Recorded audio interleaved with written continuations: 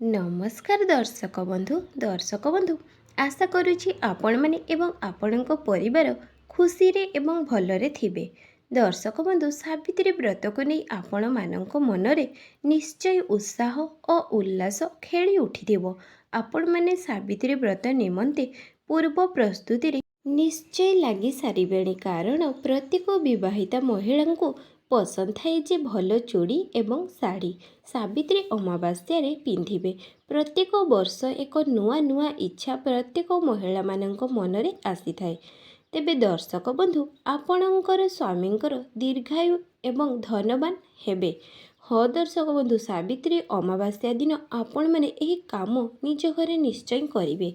बस तीनोटी काम प्रत्येक महिला करवा निहाती आवश्यक। जदि यही वीडियो देखि नथिबे यही विषय रे जानि नथिबे तेबे आजिर वीडियोटी आपणक मानक पई निश्चय नुआ ही होइथिबो। एही वीडियो को शेष पर्यंत देखंतु, निज सांग मानकु शेयर करंतु कारण बहुत कम लोक एही विषय रे जानिथिबे एवं एपरि काहेकि तीनोटी काम सावित्री व्रत दिन करिवार या उपरे आपण मानकु भल भावरे जणाइबी। दर्शक बंधु सावित्री व्रत ज्येष्ठ मासर अमावास्या रे पड़ी थाए एवं एही दिन 26 तारीख सोमवार 12टा परे अमावास्या तिथि आसुची, जहाँकि सोमवार दिन 12टा परे आपण माने पूजा आरंभ करिपारिबे। दर्शक बंधु जदि आपण माने भी एही सावित्री अमावास्या उपरे किछि प्रश्न पचारिबा चाहुचंती तेबे निश्चय पचारि पारंती। सावित्री अमावास्या को नहीं प्रत्येक विवाहिता महिला मानक मनरे निश्चय उल्लास उठिथिबो। सावित्री व्रत दिन निज निज घरे पूजा निमंते षोल श्रृंगार निश्चय हुअन्तु, जेपरिकी पादरे अलता, मथारे सिंदूर, हलदी लगेइबा, लाल रंगर वस्त्र पिंधिबा, लाल रंगर चूड़ी पिंधिबा, मंगलसूत्र तो से दिन निश्चय पिंधिबे एवं सही सावित्री अमावास्या रे आपण बटगछरे पूजा करिवे। घरर बड़ मानकर आशीर्वाद भी निश्चय नेबे। एही दिन घरे कली झगड़ा करिवे नाही, अशांति भी हेबे नाही। जहाँ आपनकु मिलुची पूजा करिबा पई आपण मन खुशी रे पूजा करंतु। एहा स्वामींको पई करा जाय। भगवानकर आशीर्वाद रे स्वामी दीर्घायु एवं स्त्री अखंड सौभाग्यवती हेबे। प्रत्येक विवाहिता महिला इच्छा करिथांती, तेणु एही दिनटी को केबे भी आपण माने राग रुषा करिवे नहीं, खुशी खुशी रे व्रत करिवे एवं माँ पार्वतींकर पूजा करिबा एही दिन जमा भी भूलिबे नहीं।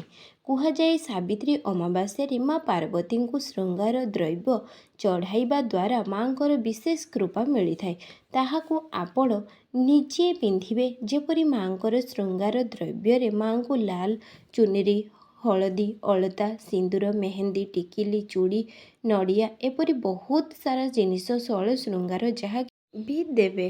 एपरी भावे देई पारिबे। आपणक आखपाखरे जे कौनसी पार्वती मंदिर अछि सेठारे एही श्रृंगार जिनिस पूजा करांतु किंबा नाही निज घरे शिव पार्वती फोटो पाखरे माँ पार्वती को एही जिनिस आपण माने निश्चित अर्पण करंतु।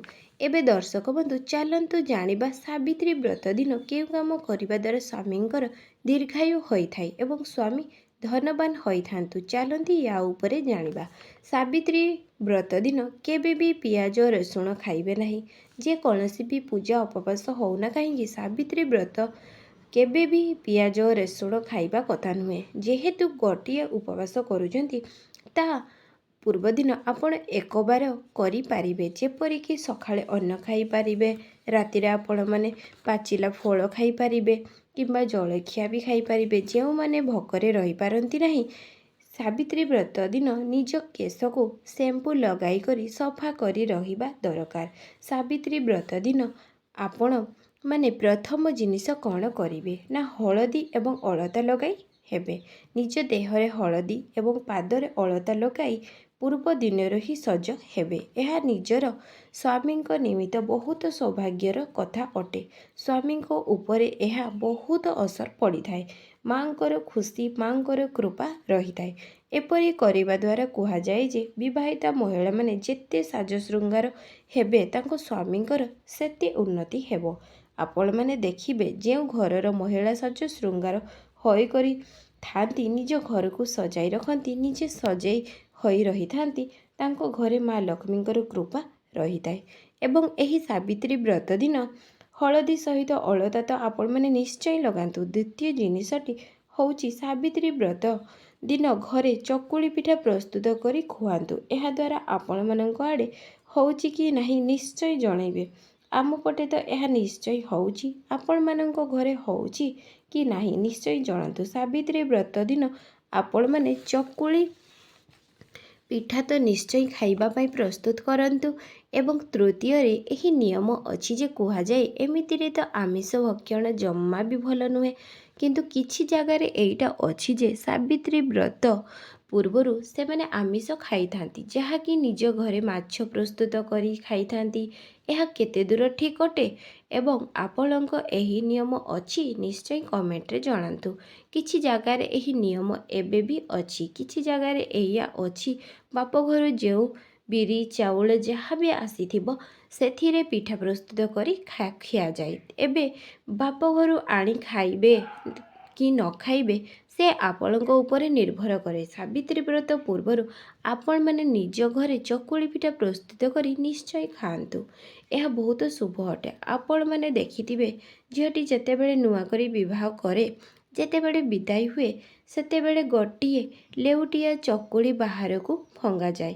ଚକୁଳି ପିଠା ଶୁଭ ଅଟେ, ତେଣୁ ଝିଅଟି ଖାଲିରେ ବି ଯେତେବେଳେ ବାପ ଘରକୁ ଆସିଥାଏ ଗୋଟିଏ ଚକୁଳିକୁ ଲେଉଟିଆ କରି ତାକୁ ଖାଇବାକୁ ଦିଆଯାଏ।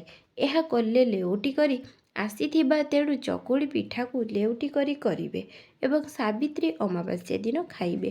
ଅର୍ଥାତ୍ ଯେମିତି ପ୍ରତ୍ୟେକ ସାବିତ୍ରୀ ବ୍ରତରେ ଏହି ବ୍ରତଟି ଆପଣଙ୍କ ପାଖକୁ ଲେଉଟି କରି ଆସିବ, ଏହା ଆପଣମାନେ ସବୁବେଳେ କରୁଥିବେ। ଅମାବାସ୍ୟା ପରେ ଏହି ସୁଯୋଗ ସବୁବେଳେ ଦେଉଥିବେ ଏବଂ ସାବିତ୍ରୀ ବ୍ରତ ପୂର୍ବ ଦିନେ ଲେଉଟି କରି ଚକୁଳି ପିଠା ପ୍ରସ୍ତୁତ କରି ଖିଆଯାଏ। ଦର୍ଶକ ବନ୍ଧୁ, ଆପଣଙ୍କ ପଟେ ଏହି ନିୟମ ଅଛି କି ନାହିଁ ଜାଣିନାହିଁ, କିନ୍ତୁ ଚକୁଳି ପିଠା ଲେଉଟି କରି ନିଶ୍ଚୟ ଖାଆନ୍ତୁ। ଯେତେ ବି ବିବାହିତା ମହିଳା ଅଛନ୍ତି ଏହି ଭିଡ଼ିଓ ନିଶ୍ଚୟ ଦେଖିକରି ଖାଆନ୍ତୁ। ଏହା ଦ୍ୱାରା ଆପଣଙ୍କର ନିଶ୍ଚୟ ମଙ୍ଗଳ ହେବ। ଦର୍ଶକ ବନ୍ଧୁ, ଏହି ଦିନ ଯଦି ଆପଣଙ୍କ ଫଟୋ ସମ୍ଭବ ହେଉଛି ଥରୁଟିଏ ଶିବ ପାର୍ବତୀଙ୍କ ମନ୍ଦିରକୁ ଯାଆନ୍ତୁ। ସମସ୍ତଙ୍କ ପାଖେ ଏହି ଦିନ ଘରେ ବହୁତ ସାରା କାମ ଥାଏ, ମନ୍ଦିର ବା କିପରି ଯିବେ, କିନ୍ତୁ ସନ୍ଧ୍ୟା ସମୟରେ ଏହି ତିନୋଟି କାମ ନିଶ୍ଚୟ କରନ୍ତୁ। ଏବଂ ଦର୍ଶକ ବନ୍ଧୁ, ସନ୍ଧ୍ୟା ସମୟରେ ହେଉ ପଛେ ଆପଣମାନେ ଥରୁଟିଏ ଶିବ ପାର୍ବତୀଙ୍କ ମନ୍ଦିରକୁ ନିଶ୍ଚୟ ଯାଆନ୍ତୁ। ଶିବ ପାର୍ବତୀଙ୍କ ଆଶୀର୍ବାଦ ନିଅନ୍ତୁ। ମା ପାର୍ବତୀଙ୍କ ଆଶୀର୍ବାଦରେ ବିବାହିତା ମହିଳାମାନେ ଅଖଣ୍ଡ ସୌଭାଗ୍ୟବତୀ ହୋଇଥାନ୍ତି, ତେଣୁ ଥରୁଟିଏ ଦର୍ଶନ କରନ୍ତୁ। ଏହାଦ୍ୱାରା ଆପଣଙ୍କ ସ୍ୱାମୀଙ୍କର ମଙ୍ଗଳ ହେବ। ଦର୍ଶକ ବନ୍ଧୁ, ଏହି ଦିନ ଯେଉଁ ସ୍ୱାମୀ ସ୍ତ୍ରୀଙ୍କ ମଧ୍ୟରେ କଳହ ଝଗଡ଼ା ବାରମ୍ବାର ଲାଗି ରହୁଛି ସେମାନେ ବି ସାବିତ୍ରୀ ଅମାବାସ୍ୟା ଦିନ ମନ୍ଦିରକୁ ଯାଇକରି ଏହି କାମ ନିଶ୍ଚୟ କରନ୍ତୁ। ମାଙ୍କୁ ଷୋଳ ଶୃଙ୍ଗାର ଚଢ଼ାଇ କରି ସିନ୍ଦୁର ଲାଗି କରି ଦେବେ। ସେହି ସିନ୍ଦୁରର କିଛି ଆଣି ନିଜ ସିନ୍ଦୁର ଡବାରେ ରଖିବେ ଏବଂ ଏହାକୁ ନିତ୍ୟ ଲଗାଇବେ। ଏହାଦ୍ୱାରା ମାଙ୍କର ବିଶେଷ ଆଶୀର୍ବାଦ ଆପଣଙ୍କ ଉପରେ ଥାଏ। ଏବଂ ଦର୍ଶକ ବନ୍ଧୁ, ବିବାହ ସମୟରେ ଯେଉଁ ସିନ୍ଦୁର ଆପଣମାନେ କିଣିଥିବେ ଏହାକୁ ଏତେ ମାତ୍ରାରେ କିଣନ୍ତୁ ଯେ ତାହା କେବେ ସରିବ ନାହିଁ। ଟିକେ ଟିକେ କରି ଆପଣ ଲଗାଇବେ ଏବଂ ସେହି ସିନ୍ଦୁରକୁ କେବେ ବି ଅନ୍ୟକୁ ଦେବେ ନାହିଁ। ଆପଣମାନେ ଯଦି ଅନ୍ୟକୁ ସିନ୍ଦୁର ଉପହାର ଦେବାର ଅଛି ତେବେ କିଣିକରି ଦେବେ, ନିଜର ସିନ୍ଦୁର କେବେ ବି ଦେବେ ନାହିଁ। ଏବେ ଦର୍ଶକ ବନ୍ଧୁ, ଆଉ ଗୋଟିଏ କଥା ଆପଣମାନଙ୍କୁ କହି ରଖିଛି ଯେ ଏହି ସାବିତ୍ରୀ ଅମାବାସ୍ୟା ଦିନ ଯଦି କୌଣସି ଏକ ବିବାହିତ ମହିଳାକୁ ଷୋଳ ଶୃଙ୍ଗାର ଦ୍ରବ୍ୟ ଦିଅନ୍ତି ଏବଂ ସେ ଯଦି ପିନ୍ଧି ଦିଅନ୍ତି, ଏହା ଆପଣଙ୍କ ଉପରେ ଆଶୀର୍ବାଦ ହୁଏ। ଅର୍ଥାତ୍ କୁହାଯାଏ ଯେ ଏହି ଜନ୍ମରେ ଯଦି ଆପଣ ଦେଇଥିବେ ଆର ଜନ୍ମରେ ପାଇବେ, ଅର୍ଥାତ୍ ଅଖଣ୍ଡ ସୌଭାଗ୍ୟବତୀର ଆଶୀର୍ବାଦ ପାଇବେ। ପ୍ରତ୍ୟେକ ବିବାହିତା ମହିଳାଙ୍କର ସ୍ୱପ୍ନ ଥାଏ ଯେ ଅଖଣ୍ଡ ସୌଭାଗ୍ୟବତୀ ହେବେ। ଏବେ ଦର୍ଶକ ବନ୍ଧୁ, ଏହି ଦିନଟିକୁ ଅତି ଖୁସିରେ ଭଲରେ ପାଳନ କରନ୍ତୁ। ନିଜର ପରିବାରର ମଙ୍ଗଳ ହେଉ, ଆପଣଙ୍କର ବି ମଙ୍ଗଳ ହେଉ। ତେଣୁ ଶେଷରେ ଏହା କହୁଛି ଯେ ପ୍ରତ୍ୟେକ ବର୍ଷ ସାବିତ୍ରୀ ବ୍ରତ ଦିନ ସମସ୍ତ ବିବାହିତା ମହିଳାମାନେ ଏହି ସବୁ ନିୟମ ମାନି ବ୍ରତ କରିବା ଉଚିତ, ଯାହାଦ୍ୱାରା ତାଙ୍କ ପରିବାର ସଦସ୍ୟ, ସ୍ୱାମୀ ଏବଂ ନିଜର ମଙ୍ଗଳ ହେବ ଏବଂ ଭଗବାନଙ୍କର ଅଶେଷ କୃପା ରହିବ। ଦର୍ଶକ ବନ୍ଧୁ, ତେବେ ଆଶା କରୁଛି ଆଜିର ଭିଡ଼ିଓଟି ମୋର ନିଶ୍ଚୟ ଭଲ ଲାଗିବ। ଭିଡ଼ିଓଟିକୁ ଗୋଟିଏ ଲାଇକ୍, ସବସ୍କ୍ରାଇବ୍ ନିହାତି କରନ୍ତୁ। ଜୟ ଜଗନ୍ନାଥ।